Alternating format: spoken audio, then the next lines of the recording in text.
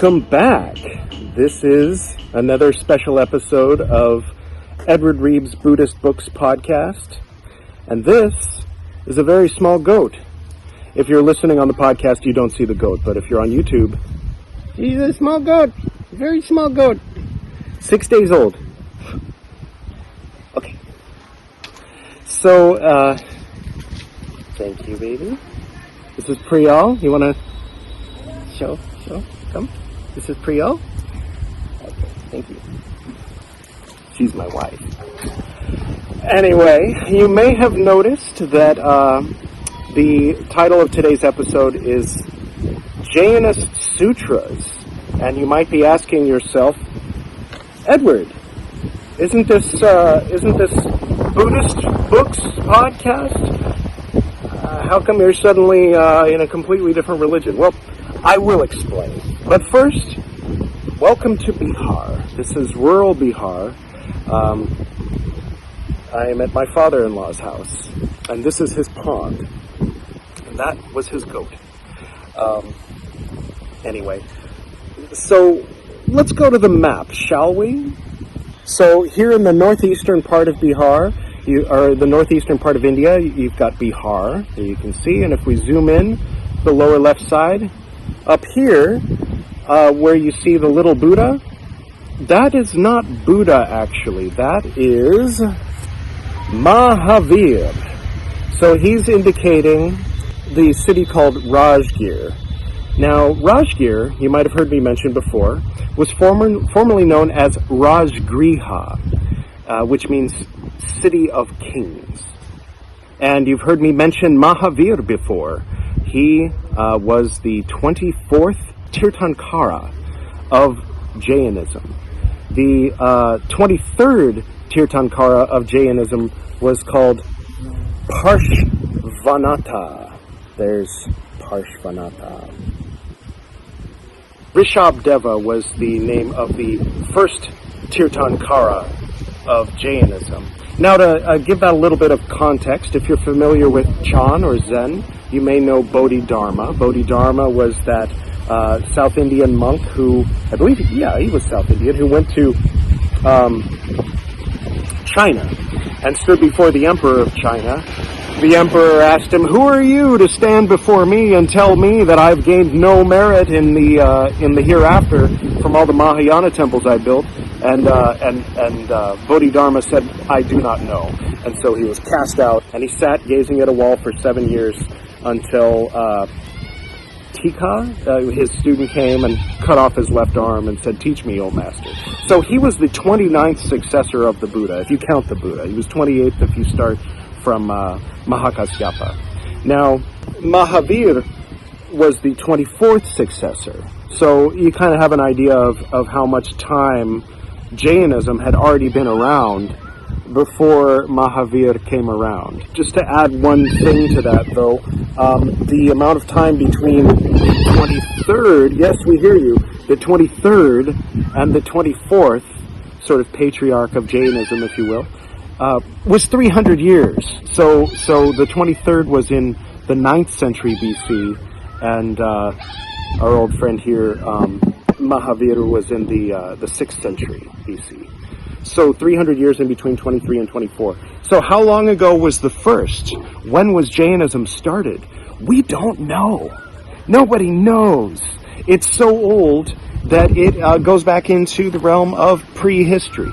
Jainism was around for a very long time.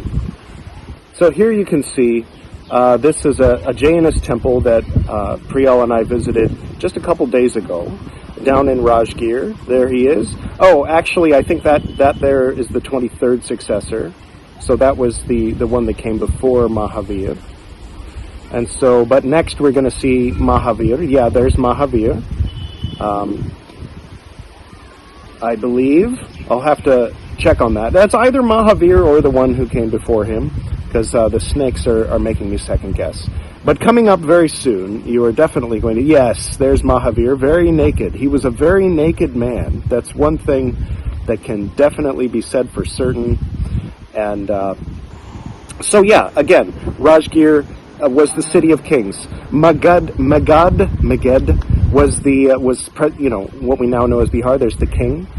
See, there's his court. That's basically what it looked like 2,500 years ago, or at least that's our estimation. These are miniatures of Priyal's ancestors back in those days. See, it's very nice. This was at a museum near where we stayed in Rajgir. And that, I believe, is Mahavir's mom, pregnant, about to give birth, and Mahavir was coming from above. There were angels. See all the people, very beautiful columns and very beautiful architecture. And here we have another royal. There's the king. I don't know if that was the king with 32 wives. See, that's Mahavir dancing. It looks like a lady, but that's a bald man. And that outfit he's wearing, he gave to an animal, I believe. There he is advising the king. So he was very well known. He was very well respected in his time. Right? There's some people preparing food. And there he is confronting all the demons, like overcoming all the inner demons during his 12 years in isolation, starving himself. So he was very hardcore. He didn't eat for 12 years, according to tradition. And so that very ascetic path was very popular in the region where he was. In other words, Rajgir, in Bihar. There he is advising the king again. Maybe a different king, I'm not sure. There's Priyal in a previous life, or one of her ancestors. So yeah, so the Jainist way was very well known, and Mahavir was very well respected, and a lot of people wanted to follow in his footsteps and take the vow that he took and starve themselves for 12 years in order to attain enlightenment, in order to obtain omniscience. Now, let's go back to the map for a second, shall we? So, meanwhile, in Bodh Gaya, here you can see that's Buddha. Now that one's Buddha, sitting under the Bodhi Tree. That's Bodh Gaya. This was not a city of kings. This part of Gaya was a wilderness back then, and very much perfect for ascetics following in the path of Mahavir in the Jainist way, sitting under trees, starving themselves for years in order to hopefully attain enlightenment. And here we see the Buddha going through some of his trials. Well, he was Siddhartha still, Siddhartha Gautama back then. Here he is going from practicus into philosophus, for those of you who get that reference. Yeah, very fiery. And much like Mahavir confronted the demons, perhaps inner demons, perhaps outer demons, I don't know, who knows, really, right? People have different points of view on that. Here comes the army of demons, Mara's army, right? Trying to do everything they can to stop the Buddha to stop Siddhartha Gautama from becoming the Buddha and obtaining enlightenment. Yes, getting there. Getting ready. I'm just going to gratuitously make you sit through and watch this. This is, by the way, from Little Buddha with Keanu Reeves sitting as the Buddha. And now they're going to prepare their arrows of flame, right? Uh-oh. Is he in trouble? There's not going to be any Buddhism. He's gonna die surely before he has a chance to. Oh no! How will he show people the way? Here come the arrows, and they turn into. Oh wait! Spoilers. And they turn into flowers. If you've watched this whole series, you've seen this scene before. Okay, so according to the best guesstimates of when these two people, Mahavir and Siddhartha Gautama, were around, they say that Mahavir was born somewhere between 599 BCE, so let's say 600, somewhere between 600 and 540 BCE. So that's a margin of error of about 60 years, right? And they say that Buddha was born somewhere between 563 BCE and 480 BCE. Again, a margin of about 80 years. So we've established that Mahavir was anywhere from 120 years older than Lord Buddha to 20 years younger than Lord Buddha. Now remember, here on the upper right is Mahavir up in Rajgir, the city of kings, and down on the lower left is Lord Buddha meditating under the Bodhi tree in Bodh Gaya. How far are these two places apart? Well, back then they didn't have cars, of course. So if you were going by foot, which would be what you were doing, I suppose, unless you had a horse, according to Google Maps, it is a 13-and-a-half-hour walk. If you take that most direct route, there are a couple of other routes that take 14 hours. But what are we, Moses? No, we'll go take the direct route. It's a 13-hour walk, which back then basically means it's right next door. So, what do we know? We know that the Buddha was right next to where the heart of Jainism was, in the region where Jainism had flourished since nobody knows when, in which the kings of the City of Kings were advised by the Jainist masters. And we know that the Jainists who aspired to attain enlightenment following the ascetic path, following the example of Mahavir, were sitting in the wilderness around Rajgir. And we know, according to the story of the Buddha, that he starved himself for 7 years. Here you can see him, a depiction of him during those 7 years when he wasn't eating. And what else do we know? Here, let's cut back to little Buddha real quick. Okay, listen to this. If you tighten the string too much, it will snap. And if you leave it too slack, it won't play. Very interesting, right? So Lord Buddha hears this, and he gets up, and he wanders over to the river, and washes himself. If you tighten the string too much, it will snap. And if you leave it too slack, it will not play.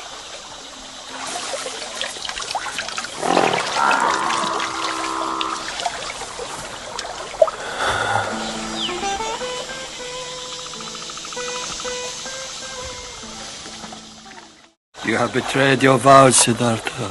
We can no longer follow you. We can no longer learn from you. To learn is to change. Keanu Reeves raises a very good point.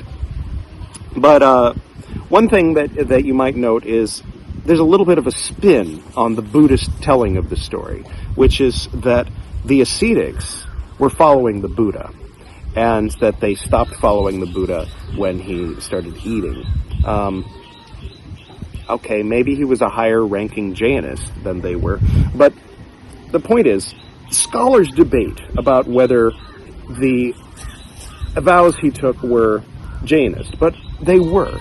I mean, those were the Jainist vows, and there weren't like 17 different ascetic schools going on right next to the heart of Jainism at that time.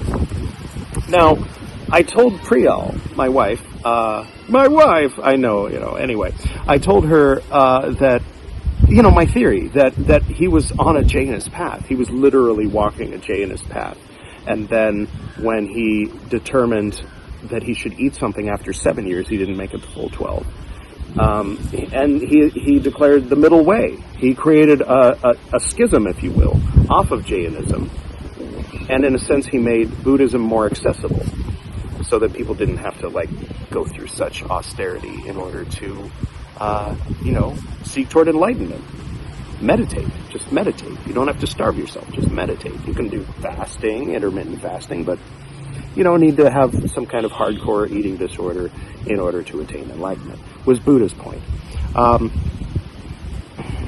So here's what I'm thinking. Now, you remember that analogy I was laying out before, where Theravada Buddhism is like early Christianity, Jesus and the disciples, and then right after Jesus passed away, the disciples deciding, what do we do next? That's Theravada.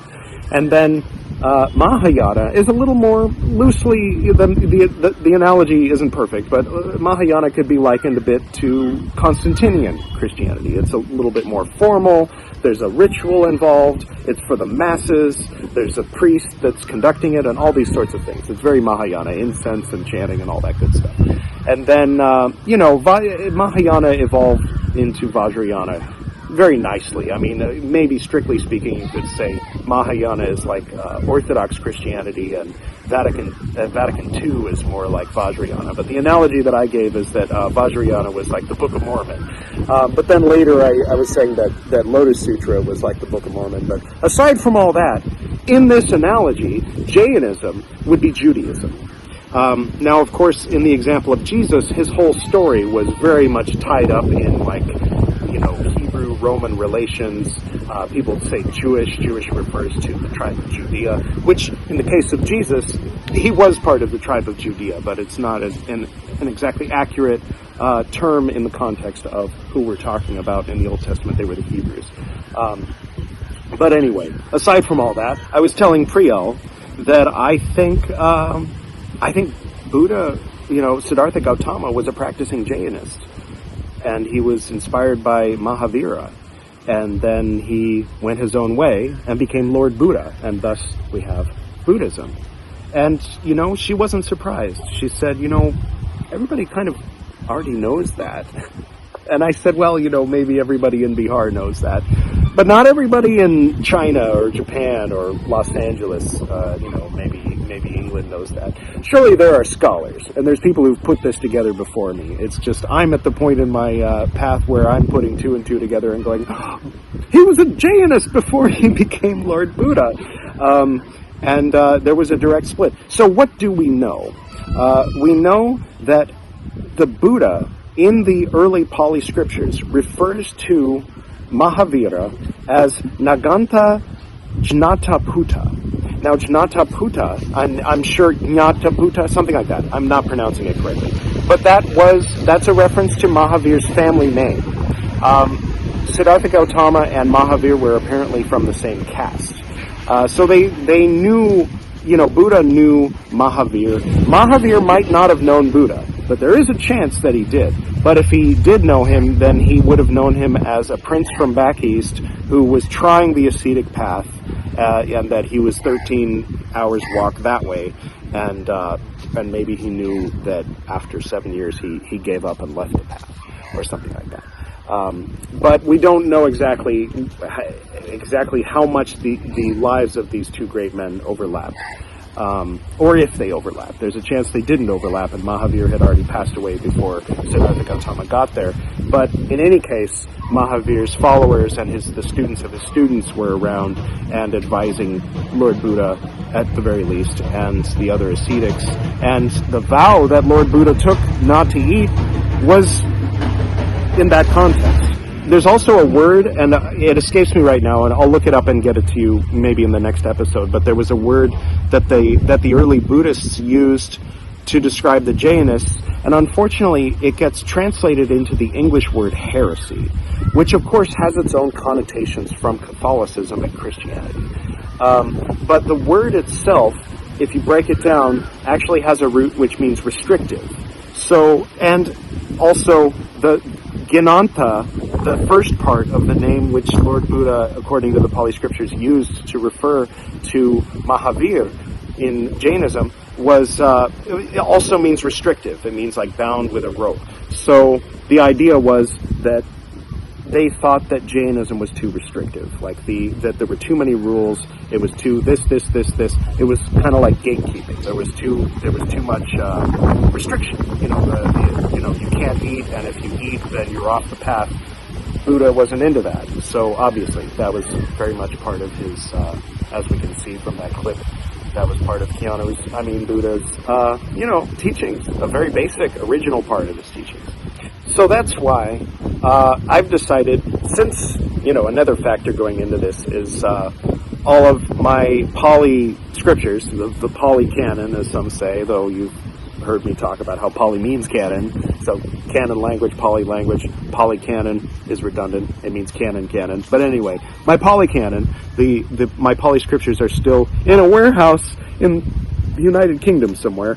So I've written to UPS and said, what's up with that? And they haven't gotten back to me. So while we're waiting, I thought it would be interesting to dive in a little bit to the scriptures of Jainism and find out, what it is that Lord Buddha would have learned after he left the princely life. Approaching his life as a historical life, not as like he was walking and lotuses were sprouting and everything, and he was born like Jesus, pointing at the sky. If you're into that, I don't mean to mock that. That's a beautiful image, and surely that is, bloomed from the image of him, just like the god Krishna bloomed from an actual king who ruled some thousands of years ago, whose city they recently found. Apparently it's under the sea. But anyway, that's for a different podcast altogether, probably. Maybe I'll do an episode of Esoteric Nerd about that one day. We'll go there and interview somebody. So yeah, this is mostly turning out to be something of an introductory episode to the next segment, the next chapter, the next series of episodes of the Buddhist Books podcast, in which I intend to read the Jain Sutras. This is a book called the Samyaktva Sūtra. Now, it's these old sutras of Jainism, which are from 2nd century BC, 2nd and 3rd century BC, which of course is 300 years after Lord Buddha, 300 years after Mahavir. So, but since I don't have anything, at least, on me, I don't own any books yet from, that period, then this is what we've got. So this is what we're going to read. This author, this man, Upadhyaya Amar Muni, was considered a saint in modern day Jainism, and he was born, I believe, in 1901. So he's a 20th century Jainist saint, giving his translation and commentary of these 2nd century before Common Era sutras, namely the Namaskāra Sūtra, or fivefold obeisance, the Samyaktva Sūtra, the Sutra of Right Faith, Guru-Guṇa-Smaraṇa Sūtra, remembering the Guru's qualities, Vandanā Sūtra, obeisance to Guru. Is that obedience? Is that, maybe it's a typo, or maybe I'm ignorant and there's a word called obeisance? Like Indian English, you've heard me talk about before. I was telling a friend of mine, because he was, there's this basically, here, I'll show you. See, yeah, that's a little weird, right? Why this for Pepsi? Okay, well, the reason is because this means swag. And, so Pepsi, swag, right?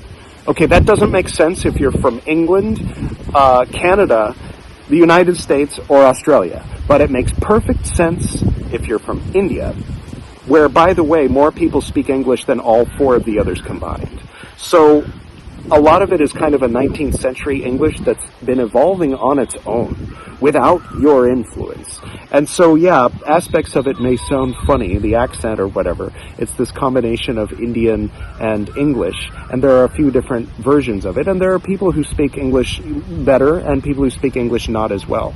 But there is an English that's spoken in India by people who speak Indian English fluently, that it has its own rules. It has its own idiosyncrasies. It has its own slang. It has its own colloquialisms.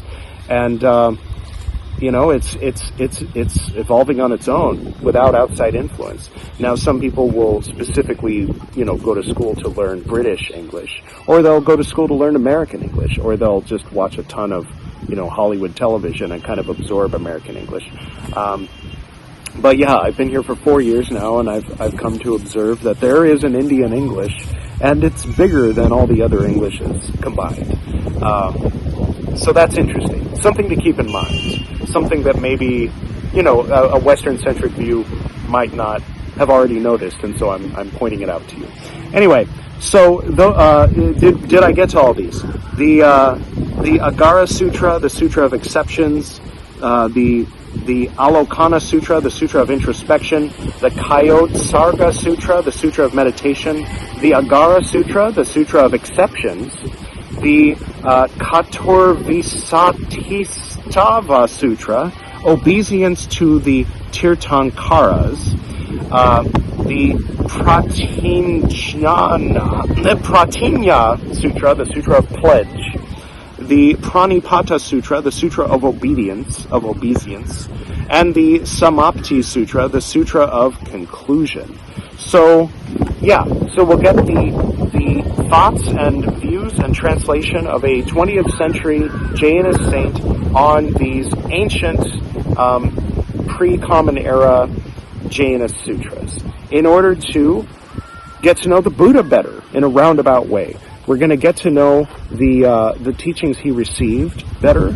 We're going to get to know the path he was on before he went his own way better. And we'll do that up until I get my Pali Sutras, or until we run out of material to read. Now, this is a volume 2 of a set. The volume 1 is called Equanimity. Now, but this is just the 20th century saint talking generally in reference to these sutras. And then volume 2 is where he actually breaks down the sutras themselves. I'm more interested in volume 2. I don't know about you. Comment below. So before I close, I thought I would mention that, you might remember that it was also Rajgir where the early Theravadins, in other words, the disciples of the Buddha, Ananda, Shariputra, you know them. There's 10 of them. Can you name all 10? It's okay, neither can I, but I'll work on it. And anyway, so they went to Rajgir. They had traveled all over, and it wasn't, I forget the name of the place where Buddha passed away, but it wasn't Bodh Gaya, it wasn't Rajgir. I don't think it was anywhere near them. They traveled all over India and preached Buddha's message far and wide. And then when they decided they were going to get together and establish a school to continue the teachings, to get, this Buddhism, that Buddha taught, they chose Rajgir as the place to have their very first council. Why? Right? Now, part of it, I think, was because they knew them there. They knew the Buddha already. They knew where he was coming from. They were basically a slight variation on Jainism at that time.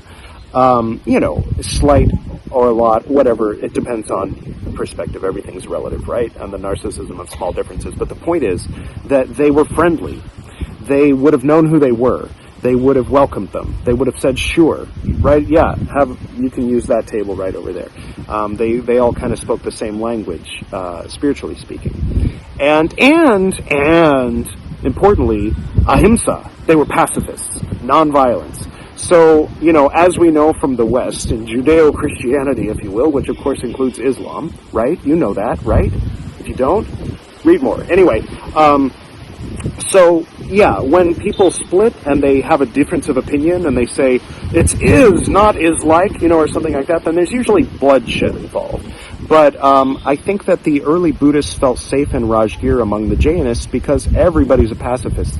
The Buddhists are pacifists, the Jainists are pacifists. And so and in the early scriptures, and in the later scriptures as well, the early Mahayana scriptures apparently, that we'll get to eventually, there were debates between them. There were sort of heated discussions between them, and a little bit of name-calling, but no violence, of course. So that's interesting. It's very interesting that they chose Rajgir as their place, the heart of Jainism, as the place where they were going to have their first council as the disciples of Buddha in early Theravada. And so, in honor of that, 1,000 years later-ish, in 427 Common Era of the Gupta Empire era, was established a Buddhist university, Nalanda University. Yeah, there it is. There's the ruins of it. Sadly, it's no longer, functioning in that form anyway, but they established another one in its name and in its honor more recently. But for 766 years, The faculty of Nalanda University included some of the most revered scholars of Mahayana Buddhism. Nalanda University taught 6 major Buddhist philosophies, yes, I'm reading this, including Yogacara and Sarvastivada, as well as subjects such as grammar, medicine, logic, and mathematics. Texts composed at Nalanda also played an important role in the development of Vajrayana Buddhism. Naropa went there. Thank you, by the way, to Ryan from Praxis of the Obscure for this tidbit. Naropa went there. The highest Yoga Tantras are known as the 6 Yogas of Naropa. He was known as the top student of his generation at Nalanda University. And he had his whole world shattered, his whole reality shattered, when a woman told him that he had, book knowledge. He had all this knowledge, but he had no life experience whatsoever. And so that kind of cut him to the core. And so he eventually left the university, and he took some of the Vajrayana Sutras with him, and he set off and he met Tilopa, and he ended up in Tibet. And as a result of that, the Sakya, Kagyu, and Gelugpa schools of monastic Tibetan Buddhism were formed and developed. So that's interesting. So yeah, Nalanda University had a huge effect on, and a lot of Mahayana was developed there, and Vajrayana, as we mentioned, and I believe Nagarjuna was going on there, but we'll verify that in later episodes. And of course, sadly, Nalanda University was destroyed in 1193 Common Era by Muhammad bin Bakhtiar Khalji and his army. So the story has a sad ending. But it wasn't the end of Buddhism, was it? Right? Because you and I are having this one-sided conversation. I forgot to show you this. This is Buddha sitting under the Bodhi Tree. So today we didn't get to any of the readings, but it's okay because we've got it all set up, and now you have a context as to why we're going to be reading this book when I'm back in Delhi, which will be just in a few days. So, nice breeze, isn't it?